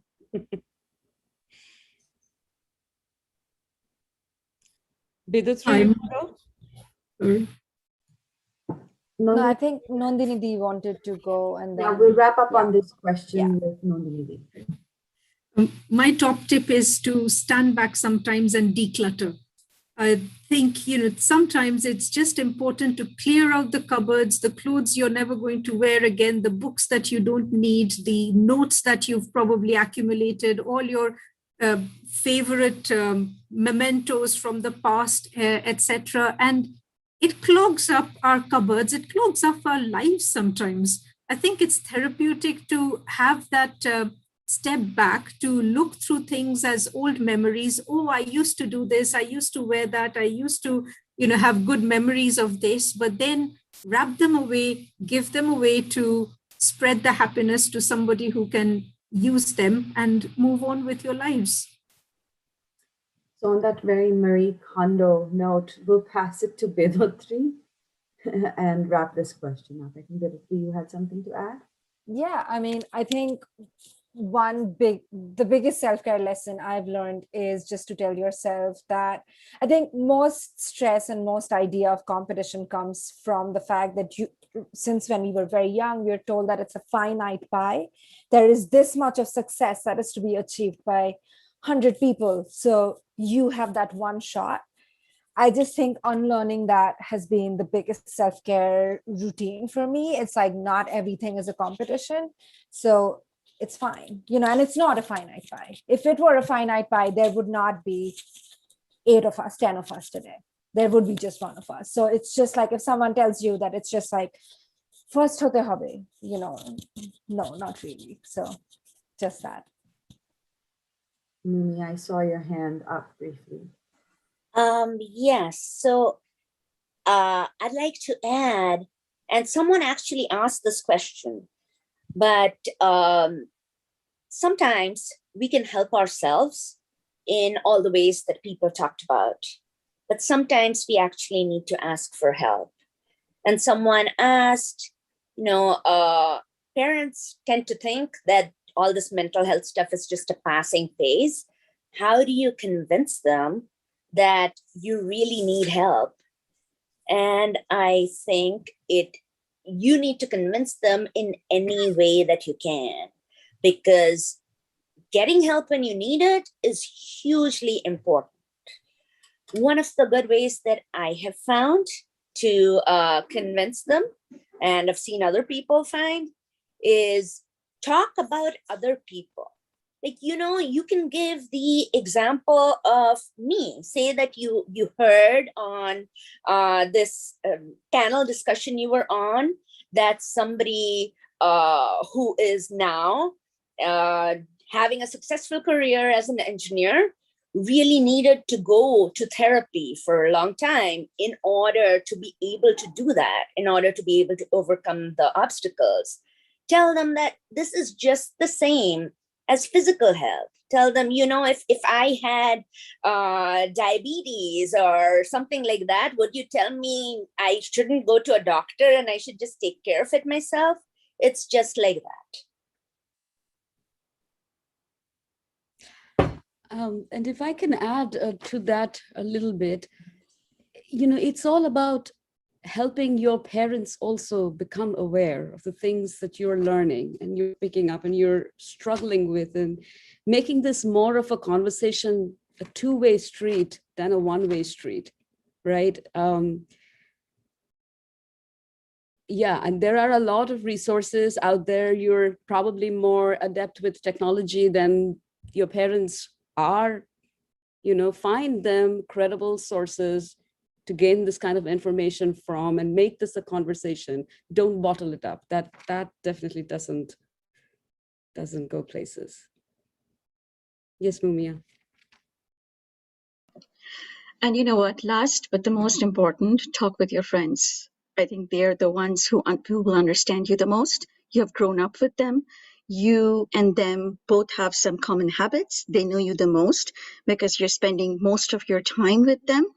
And of course, good friends, right? You should be knowing by now which friends really understands you and means well for you. I mean, I know I wouldn't have survived all these years had it not been for my friends. And many of the panelists over here, I have been good friends with, if not the best, since the past 40 years. So open up with your friends. And yes, I did have a question in the chat. I saw that, how important are friends, meant in your career. They mean a huge thing.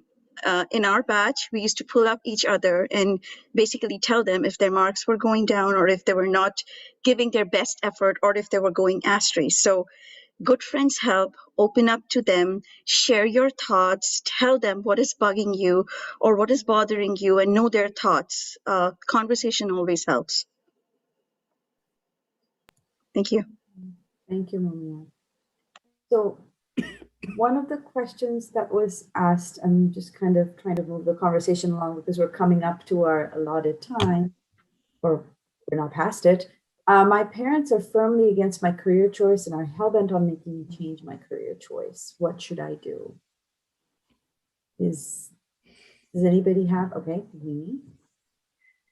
I think a great place to start is show them this video. That's a conversation starter. So many of our panelists, ended up choosing their own way, and clearly have ended up happy in their lives. And that should help you convince your parents that you can do the same as well. I think I'd like to add to that, do your research, whatever you want to do, it's not enough to just say, you know what, I want to be a sports editor, for example, right?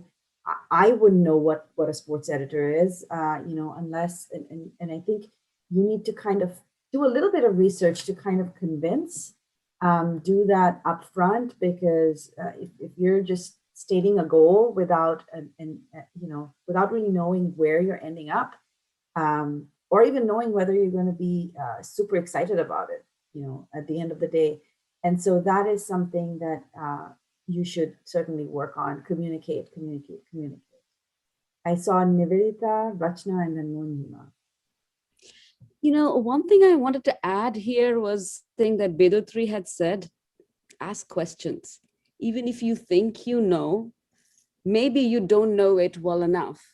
Munjima said she hadn't realized what she wanted to do way into the different experiences she was going through life.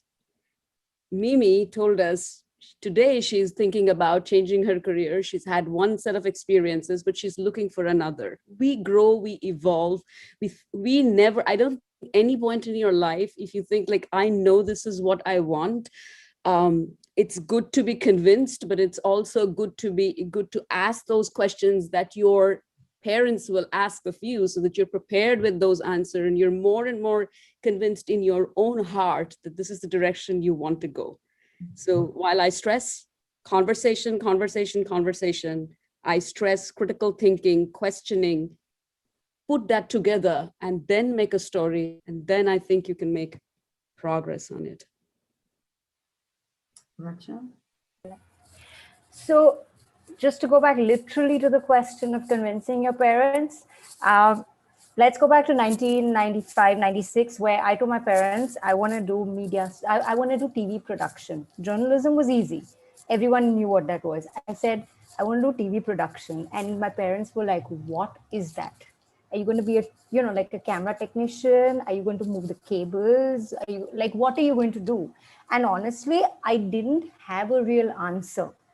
But the clarity that I had was that I wanted to be part of what people see on TV of the broadcast, right? And like you said, you have to do your research. And so for me, it was about writing to these universities, and I kind of weaved in a story. I remember I had a whole stash of, just material that came to me from different universities across 3 different countries. And that's where I started understanding what it was. And so off I went. I managed to convince my parents, who till date don't know what I do. Let me tell you that every time my mother has met Barkha or Pranoy Roy or anybody, she's like, oh, I'm sure my daughter troubles you, but I don't know what she does. And why haven't you fired her yet? These are things they do. Okay, so one tip, never get your parents to meet your bosses. But like, it really was one of those things where I landed up in Australia and I was like, I'm going to do this media studies degree. And after semester 4, I was like, I don't want to do this. And then I was like, now if I tell my parents that I want to do something different, I'm just dead.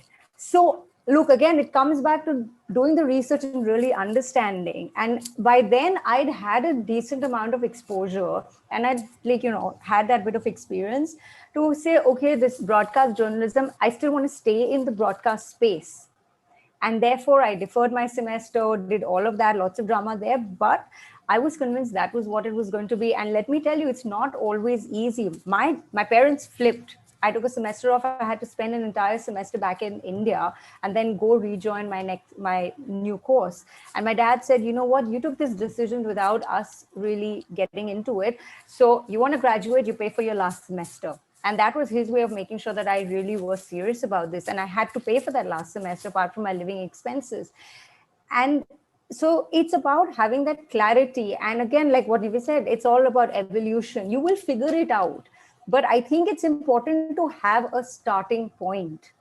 And yes, sometimes you might think you're doing engineering and end up in a completely different space. Sometimes you're just going to move around, but you have to be, it is very easy to convince somebody if you are 120% convinced yourself. Yeah, if you believe in yourself, that is that's a very all. Well put, Rachna. So and it all just, like gather I said, the data that you need to exactly. be 120% convinced yourself. Yeah. Then you will have everybody else. Yeah,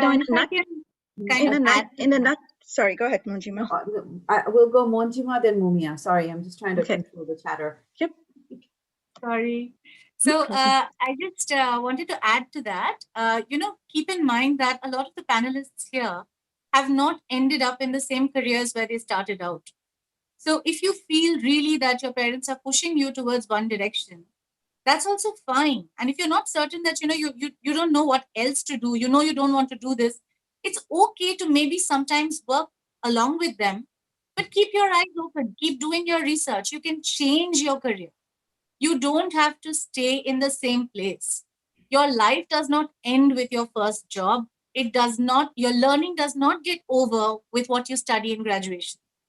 So many of us have actually talked about learning more from our environments and from life itself than we have learned in our formal courses. So keep that in mind. keep in mind that it's, even if your life looks like it's going in a direction right now and you're not certain of it, it's okay to stay the course for a while, and then you can change once you do your research, find what you really want to do. You can make that shift. You can do this your whole life. There is nothing stopping you. And just to add one thing, you know, there's this concept of interdisciplinary careers.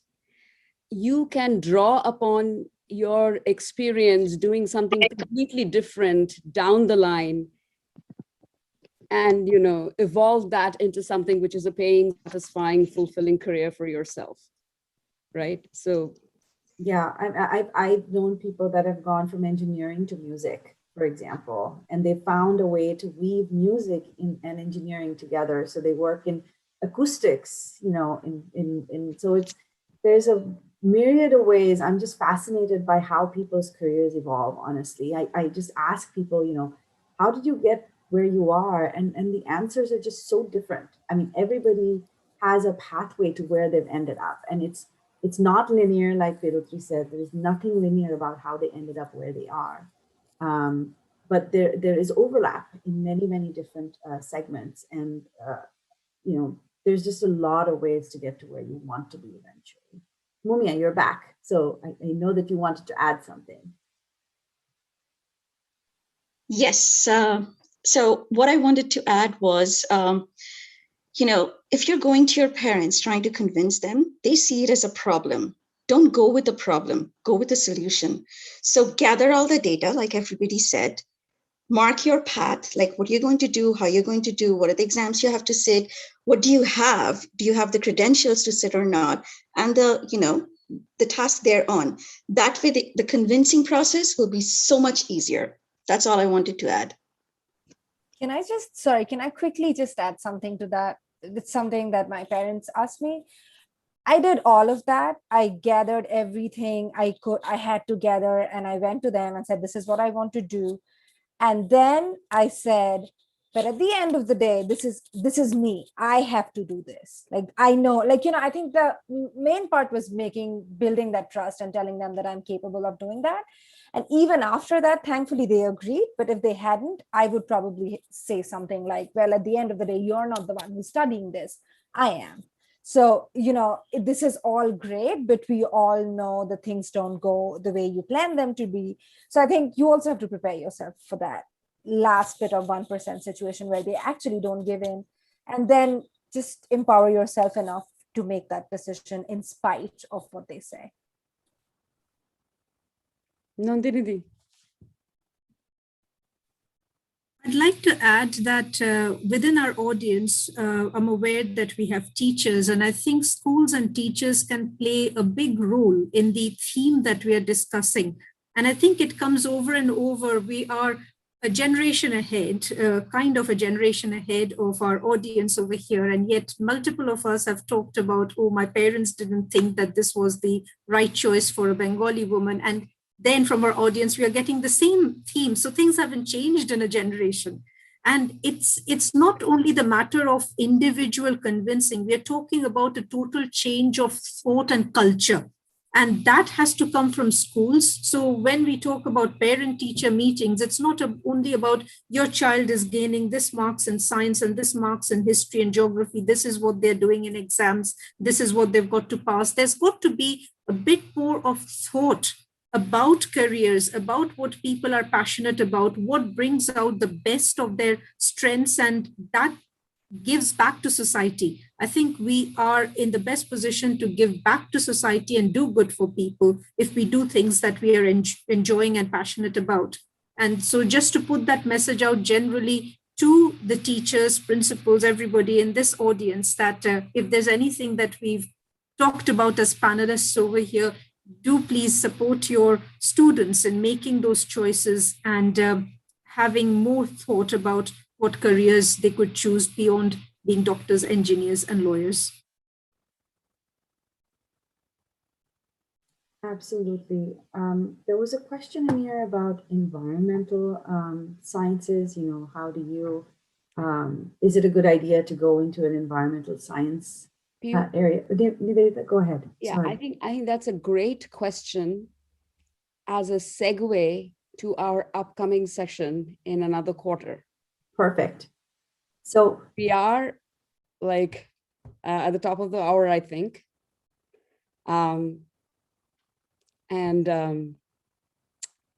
Again, thrilled with the volume of questions that have come in, food for us to dig into and curate and bring you another bunch of inspiring panelists to answer more questions. We will definitely follow up on the ones that are here and continue this conversation. This is, as I always try to say, a two-way street. Go Dream Big is a two-way street. The more the questions you bring to us, the more we are able to leverage our network and help you. So that would be awesome. One thing I want to add is acknowledgement for our moderators, Mumia, Sanjukta, Mimi, Shuchandra, who's not here today, but you've been amazing. We could not have brought this panel together and had this session without your support, without your hard work. So I thank you. Anybody else like to add anything? If not, then can we have a shout out for Go Dream Big? Yes. Go Dream Big! Dream big! All right, have a good rest of your day. Thank you. Thank Thank you. you. Everybody. Thank Bye. you. Thank you, everyone.